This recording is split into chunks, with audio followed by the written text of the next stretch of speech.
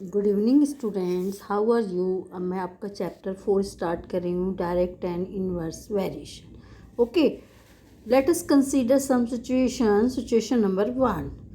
2 liters of milk is consumed by 4 members of a family. Okay, and 3 liters of milk is consumed by 6 members of a family.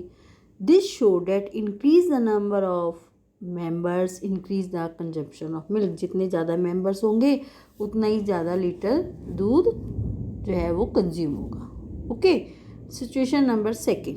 2 chocolate cost ₹10, 4 chocolate will cost ₹20. तो an increase, जितनी आप ज़्यादा chocolate लेंगे उतना ही आपको money ज़्यादा देनी पड़ेगी। तो increase the number of chocolates, result is an increase in the money spent on it. यानी एक चीज़ इंक्रीज हो रही है तो दूसरी भी इंक्रीज हो रही है। जैसे मेंबर्स इंक्रीज हो रहे हैं तो मिल्क की कंजप्शन भी इंक्रीज हो रही है। ऐसे ही अगर हम चॉकलेट इंक्रीज कर रहे हैं तो हमें ज़्यादा पैसा भरना पड़ेगा, यानी कॉस्ट उसकी ज़्यादा होगी। ठीक है। Situation number 3। With a speed of 40 km per hour, a distance of 1200 km is covered in 30 hours. When the speed is increased 60 km per hour, the distance is 1200 km is covered only in 20 hours. अब देखिए, distance तो हमें उतना ही cover करना है 1200 kilometre, लेकिन speed हमारी पहले कितनी थी 40 किलोमीटर पर आवर और फिर इंक्रीज होगी 60 किलोमीटर पर आवर। तो यानी अगर हमारी स्पीड इंक्रीज होगी तो टाइम जो है वो कम लगेगा ना। पहले 30 आवर्स लग रहे थे, अब 20 आवर्स लग रहे हैं। This show the increase in the speed and decrease in the time and distance remaining the same in both the cases. Distance is 1200 kilometre. Okay, next situation number 4। For doing a particular work, 16 workers required 30 days, but 20 workers required 24 days. अब देखिए कि 16 workers थे तो वो 30 days में इसको complete करते थे। अगर हमने वर्कर्स बढ़ा दिए 16 से 20 कर दिए तो जो है कम डेज़ में काम कंप्लीट हो जाएगा, 24 डेज़ में ही हो गया। तो increase the number of workers, decrease the number of days. जितने ज़्यादा आप वर्कर्स लगाएंगे उतना ही जल्दी काम ख़त्म होगा, नंबर ऑफ डेज जो है वो कम लगेंगे। ठीक है, तो वर्क सेम ही रहेगा। तो if the values of 2 quantities are related in such a way that the change in the one result in a corresponding change in the other. अगर एक रिजल्ट में चेंज आता है तो उसके कॉरस्पॉन्डिंग दूसरे में भी चेंज आता है। 2 quantities are said to be in variation, इसका कहते हैं variation. Types of variation, there are 2 types of variation. First is direct variation and second is inverse variation. If the 2 quantities are related in such a way that the increase in one quantity result in the corresponding increase in the other and vice versa, यानी एक quantity increase हो रही है तो दूसरी quantity भी corresponding increase होती है। अगर एक डिक्रीज हो रही है तो दूसरी भी डिक्रीज होगी। This variation is called the direct variation. अब जो है, let us consider the following table showing the number of stamps each of same value denoted by the letter x and corresponding cost denoted by the letter y। हमने number of stamps को x ले लिया है और cost in rupees y ले ली है। ठीक है, तो ये आपको टेबल दी गई है। If you examine the table you will find that there is an increase in the cost corresponding increase the number of stamps. जैसे से ये कॉस्ट इंक्रीज हो रही है और स्टैम्प भी इंक्रीज हो रहे हैं। This is called the direct variation. अब है ratio of the different number of stamp to the corresponding cost. अब हम रेशियो निकालें, जैसे 5/10, 10/20, 15/30, 20/40, 25/50, 30/60। In each case you get 1/2। Ratio क्या आ रहा है 1/2। जैसे 5/10 है तो 1/2, 10/20 1/2। तो in other word x/y does not change. In all cases you find 1/2। This is the constant value.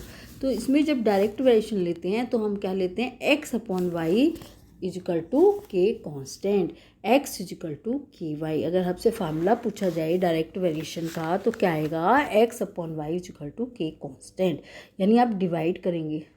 ठीक है, x is equal to ky. k does not change. x and y increase और डिक्रीज टुगेदर, साथ साथ increase होंगी या तो फिर decrease होंगी. Two quantities x and y are said to be direct variation if x and y increases or decreases together. In such a way, x upon y remains constant and positive. अब आता है example number 1. P and Q are in the following table. इसमें P और Q दिए गए हैं. If x and y very directly, x और y क्या है, डायरेक्टली ऊपर लिखा हुआ है आपको, डायरेक्टली हैं, वेरी कर रहे हैं. ठीक है, तो हमें फार्मूला कौन सा लगाना है, x upon Y is equal to के constant, 5/8 is equal to p/32 is equal to 10/q. And then you find out the value of p and then you take 5/8 is equal to p/32. You find out the value of p. This is 20. अब next taking 5/8 is equal to 10/q. अब q वाला लेंगे 5/8 के साथ. ठीक है, तो q की वैल्यू क्या आ गई, 16. हमें p और q की वैल्यू निकालनी थी. इसमें आपको वेरिएशन बता दिया गया था कि डायरेक्टली है. ठीक है, अब है example number 2. Verify whether x and y very directly with each other, so find the value of k. Okay, तो अब हमें डायरेक्टली पता है कि डायरेक्ट वेरिएशन ही है. तो form the given table x and y increase और decrease together, but ratio x upon y for corresponding value of x and y is not constant, because 2/6, 1/3, 3/9, 1/3, but 5/17 is not equal to 1/3 and 6/20 is not equal to 1/3. सब में 1/3 नहीं आ रहा है. इसका मतलब है x and y do not vary directly. हमने verify करना था, लेकिन हमने वेरीफाई ये किया है कि ये डायरेक्टली वेरी नहीं कर रहे हैं, क्योंकि इनकी कांस्टेंट वैल्यू नहीं आ रही है. के की वैल्यू कांस्टेंट होनी चाहिए थी. तो if two quantities X and Y increases together does not ensure that in case of direct variation and then increase और decrease together. So we should try if possible to obtain x is equal to ky, and we can find k and x and y are in the direct variation. अब आता है example number 3. Example number 3 में क्या है, cost of 6 mineral water bottle is 90 rupees and you find out 225 rupees. How many mineral water bottles can be bought.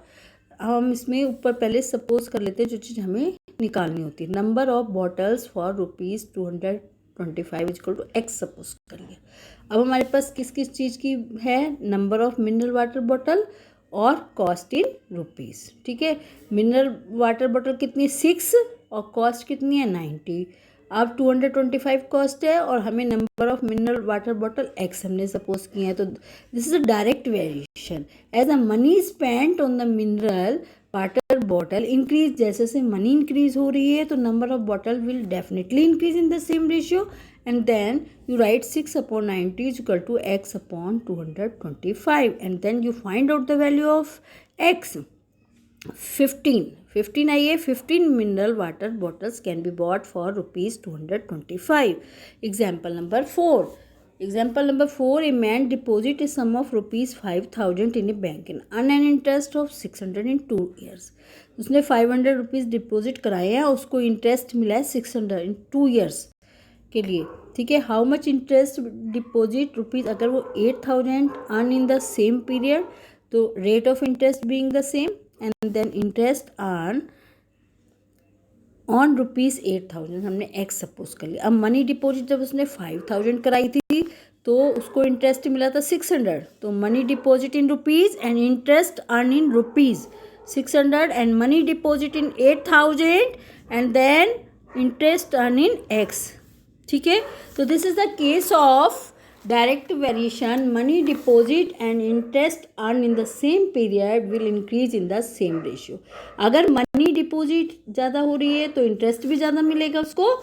तो x upon Y is equal to के constant वाला ही लगाना है. 5,000 upon 600 is equal to 8,000 upon x. You find out the value of x and then this is the interest on ₹8,000 will be ₹960. इसी तरह से आपको पहला x and y very directly, तो यहाँ से आपको कोई भी आप जो है इसमें फर्स्ट क्वेश्चन में कोई भी अलग अल्फ़ाबेट्स लेके और उसकी यहाँ पर जहाँ पर फिल है मिसिंग नंबर्स हैं वहाँ पर आप मिसिंग नंबर्स फाइंड आउट करेंगे। अभी जैसे मैंने अभी क्वेश्चन आपको बताया था, ठीक है, ये है आपका एग्जाम्पल नंबर 1 की तरह, ठीक है। और 2, 3, 4, 5, 6 ये जो आपके हैं 12 तक, इसमें आपका डायरेक्ट वेरिएशन ही है। आपको ऐसी टेबल बनानी है जैसे एग्जाम्पल नंबर 3 और 4 में बनाइए। आपको टेबल बना के और जो आपको फाइंड करना है वो उसी के हिसाब से आपको टेबल बनानी है, ठीक है। Okay, thank you, bye, take care.